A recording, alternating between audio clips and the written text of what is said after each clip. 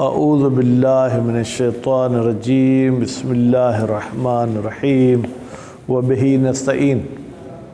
ہماری گفتگو ثلاثی مزید فیہ کے ابواب میں باب افعال آپ پڑھ چکے، باب تفعیل آپ پڑھ چکے، آج باب مفاعلہ آپ پڑھیں گے جس کا بحث بہت کم ہے، ٹھیک ہے، تو 10 سے 12 منٹ کے یہ درس ہے۔ کہتے ہیں کہ باب مفاعلہ کا مصدر 3 وزن پر آ سکتا ہے، مفاعلۃ و فعال و فیعال،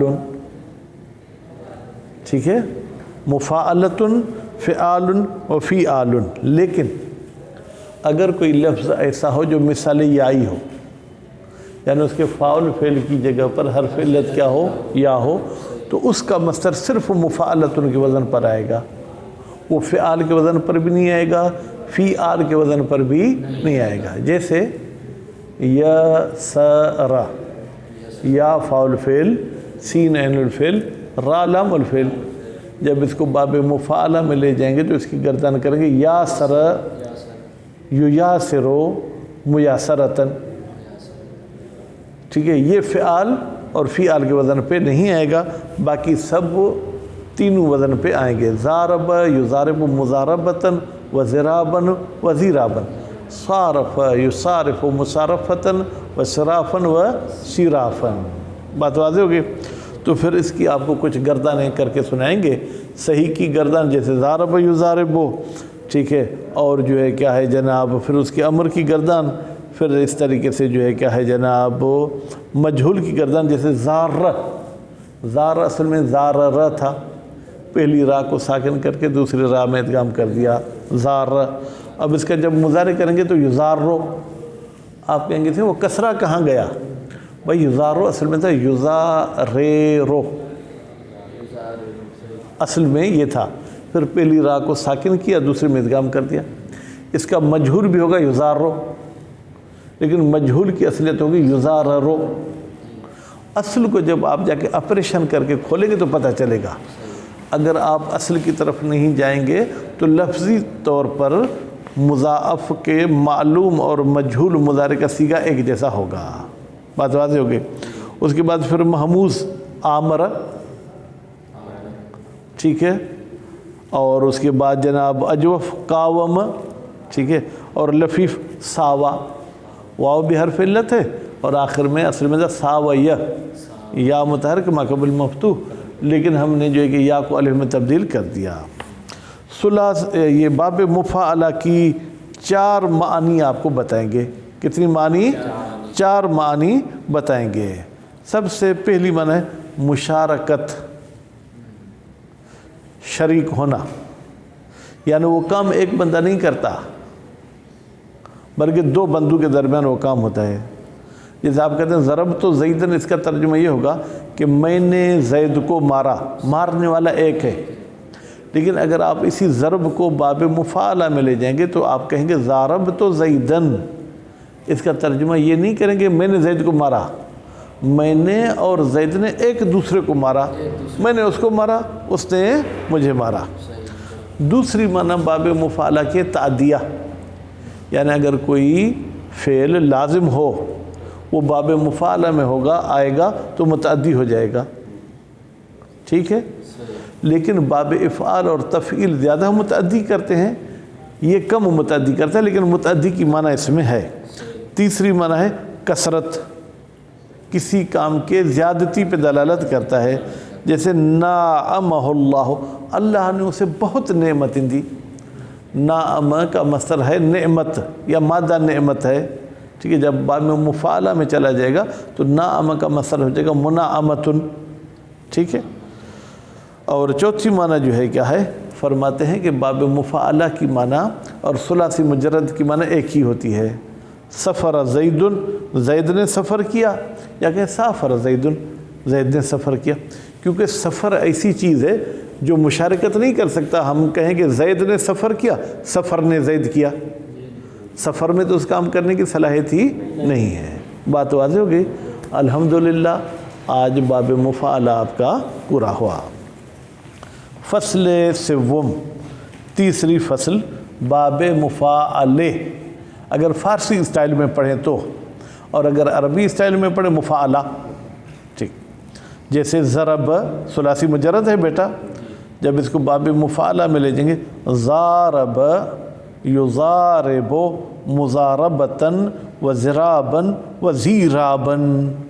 انہوں نے زیراب کو یہاں ذکر نہیں کیا، اور کتابوں میں آپ کو وہ وزن بھی ملے گا.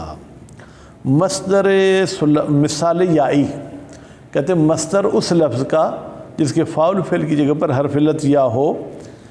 این باب، وہ بھی باب مفاعلہ کی بات ہے، فقط بر وزن مفاعلتن میں آیت، وہ فقط مفاعلتن کے وزن پر آئے گا، یعنی وہ فعال کے وزن پر نہیں آئے گا. جیسے یاسر یاسرو میسرتن.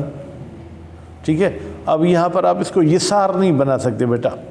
ولی مصدر سائر اقسام، لیکن دوسرے الفاظ کے جو اقسام ہیں، محموز ہو، مضاعف ہو، اجوف ہو، ناقص ہو، صحیح ہو، غالباً علاوہ بر مفاعلہ، اکثر اوقات مفاعلہ کے علاوہ بر وزن فعال نیز میں آئے، فعال کے وزن پر بھی آتا ہے.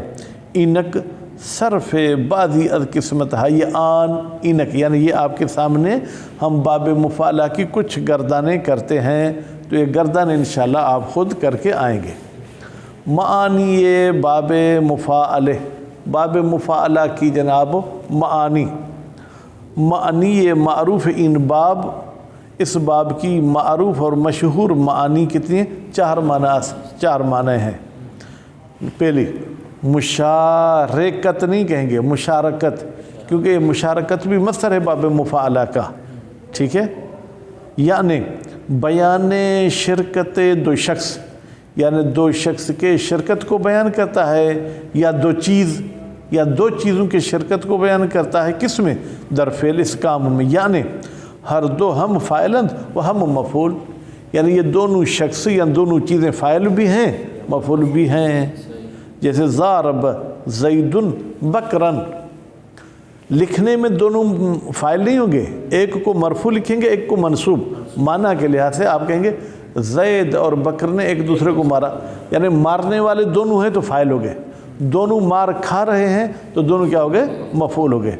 زید و بکر زد و خورد کردند، زید اور بکر نے ایک دوسرے کے ساتھ لڑائی کی، ایک دوسرے کو مارا.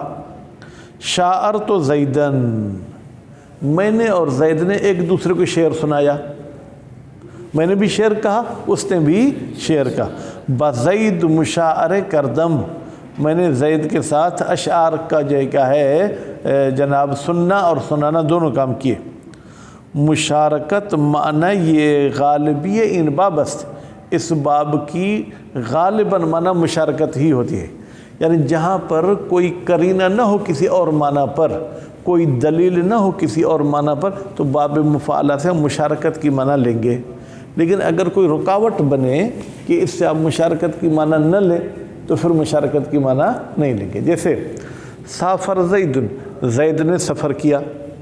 اب یہاں پر سفر کرنے والا تو زید ہے لیکن خود سفر تو کچھ نہیں کر سکتا، تو یہاں مشارکت کی معنی نہیں کریں گے. یا آپ چور کو بھگا رہے ہیں تو آپ کہتے ہیں عاقب تو لسن، میں نے چور کو بھگایا، چور تو آپ کو نہیں بھگاتا.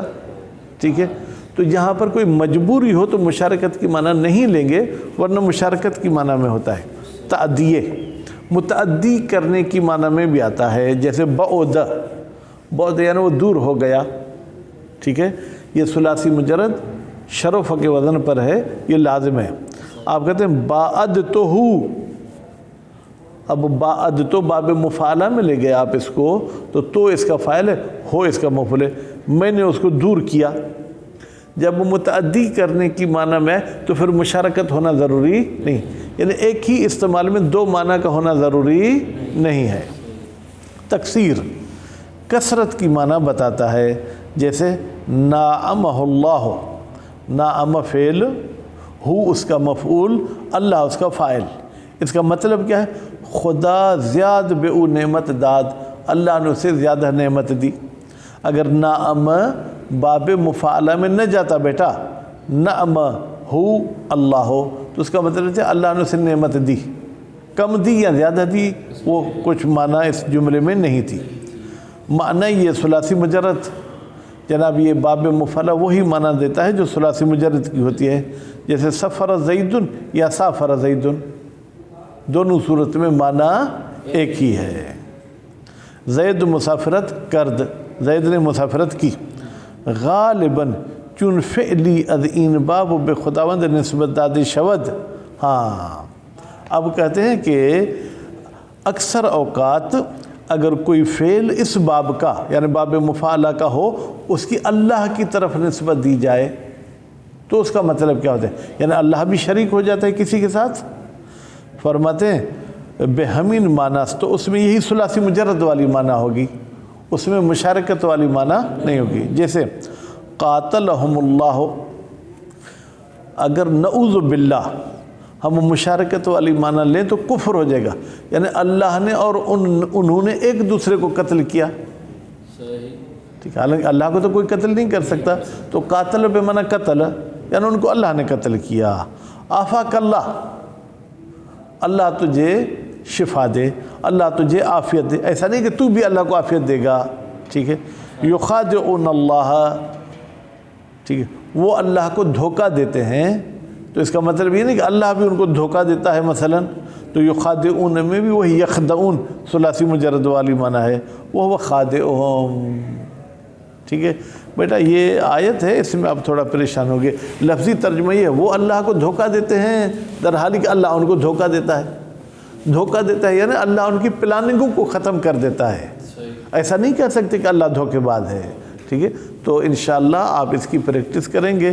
اور علم صرف جیسے کہ میں پہلے بھی آپ کو کہہ چکا ہوں تب تک حل نہیں ہوتا ہے جب تک آپ اس کو اپنی زندگی میں پریکٹس نہ کریں. صلی اللہ علیہ محمد و آل محمد.